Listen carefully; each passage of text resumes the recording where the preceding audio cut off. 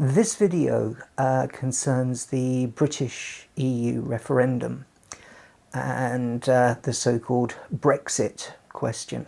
I've seen on a lot of newspapers that plastered across, and particularly tabloids, saying, oh yes, well the EU is a dictatorship and we're being dictated to by unelected dictators inside Europe.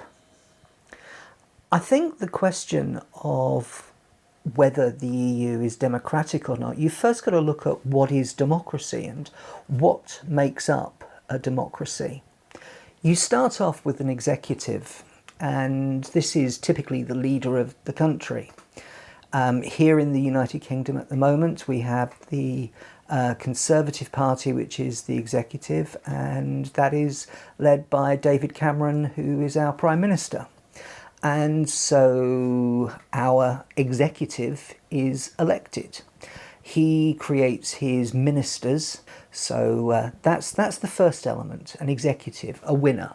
Somebody who lots of people have voted for, who puts together a team, and they have ideas about what they want to do. The point is that any ideas that an executive have, they need to put that through in a democratic process. And this is where you get the idea of the lower and the upper house. Now, here in the United Kingdom, we have the House of Commons, which is the lower house, and the House of Lords, which is the upper house. Everybody inside the House of Commons is elected at a general election or in a by-election, and there are representatives for every constituency in the country. So that is democratic. What we then have is an unelected upper house, the House of Lords, because everybody in the House of Lords is appointed. Now, the executive, when they're putting together a proposal for a law, they're supported by a civil service. And here in the United Kingdom, the British civil service, that is dotted around all the various departments, so Department for Employment, the Treasury, the Home Office, all the various departments have civil servants. Now, British civil servants actually have a reputation for being really, really good and very meticulous, high attention to detail. We also have a long tradition of satire, particularly with our civil service. I mean, we had some long-running TV series, Yes Minister, with Sir Humphrey Appleby, who knows exactly how things work, and without him the government would fall apart. And yet you have the minister, Jim Hacker, who is constantly trying to work out what's going on. Now, there are many politicians that say that the relationship between the civil service and a minister in Yes Minister was actually pretty spot on. But they are not elected. They are appointed. It is a job. They apply to join the civil service and they gradually rise up through the ranks. They hold sway, and they're the ones that make sure that the wheels turn. So when the executive wants to make a new law, they brief the civil service, who go away and conduct feasibility studies and look at what is good about it, what is bad about it, what will be the effects, what will be the good effects, what will be the bad effects, and this is presented. And ultimately this gets put together into what we call here a bill. And the bill is first voted in the lower house, the House of Commons. And if it passes through the House of Commons, it is passed up to the upper house. Now, the job of the upper house is to provide checks and balances. It is very usual for the executive, who by definition often hold a majority in the House of Commons, for them to pass it through the House of Commons. But it may not be the best bill. It may not be the best for the nation. And so when it goes to the upper house, it is the job of the Lords to scrutinise the bill and say, well, okay, we like it, we don't like it, we want to change it. And then it goes back to the lower house to vote on the changes.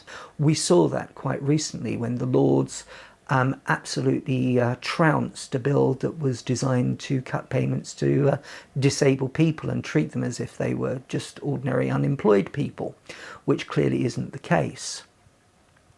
So the job of the upper house is very, very important. There are people here that say that, well, because the Lords are not elected, we should abolish the House of Lords. Well, reforming the House of Lords sounds like a good idea, but abolishing it would remove those checks and balances and removes a very, very important part of the democratic process.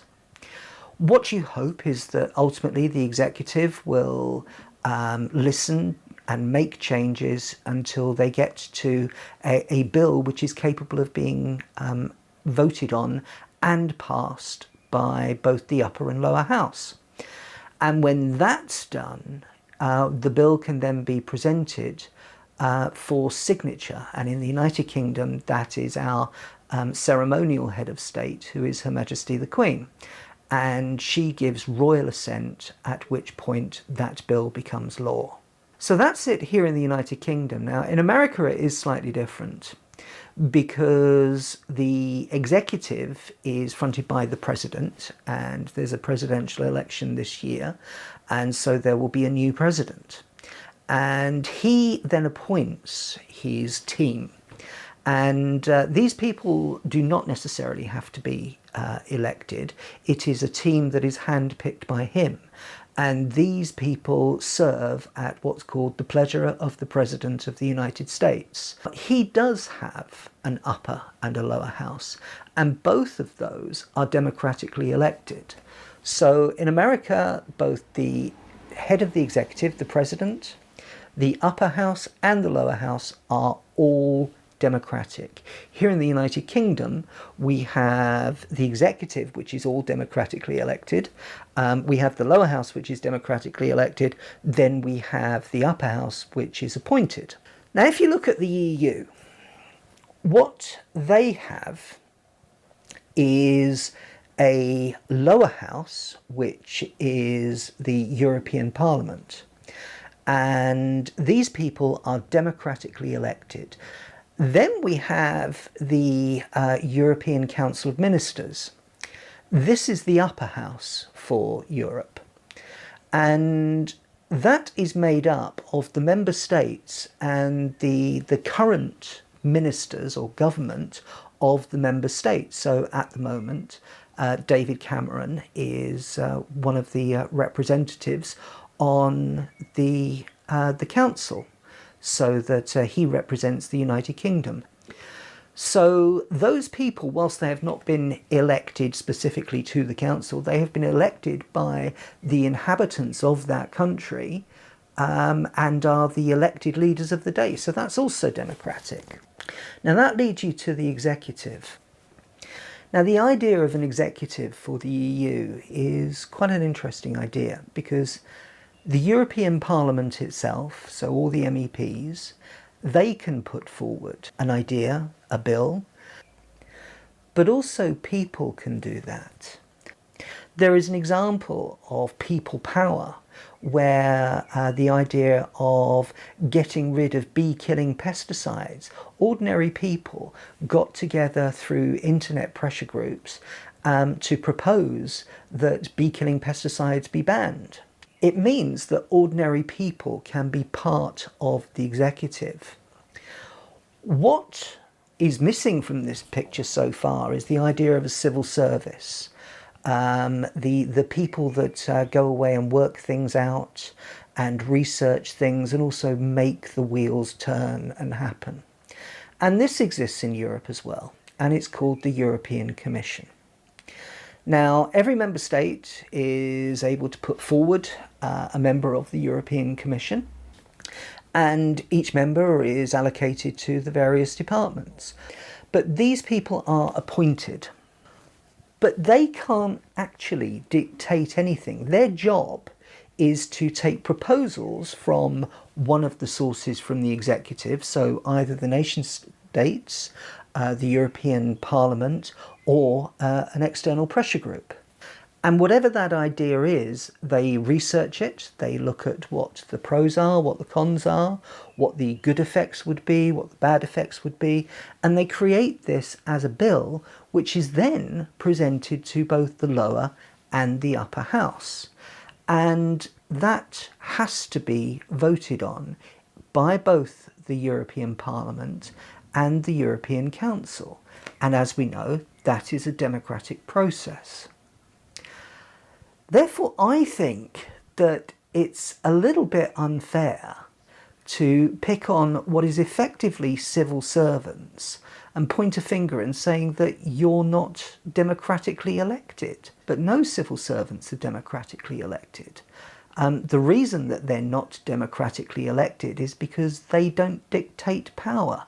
Their job is to conduct research. Their job is to make sure that once things become law, that the wheels turn. And that is the same with every civil service across the world, in every single democracy. So when the tabloids put their huge headlines up about Brussels dictators and the European Commission, they're not being truthful, they're not being accurate, and they're deliberately misleading the people who read those headlines because it gives a false impression of how European democracy works. But when you compare the lower house, the upper house, the executive, and the civil service, I think what you see is that actually Europe is more democratic than the United Kingdom. That's not to say that our process doesn't work. It tends to work very well. That's not to say that both couldn't undergo reform to make things better. But to dismiss it out of hand as undemocratic, that is a lie. And if what you are currently doing is making up your mind about Europe based on a lie, then that's the wrong thing to do. Well, that's my video. I hope I'm going to get back to gardening soon. But thanks for watching.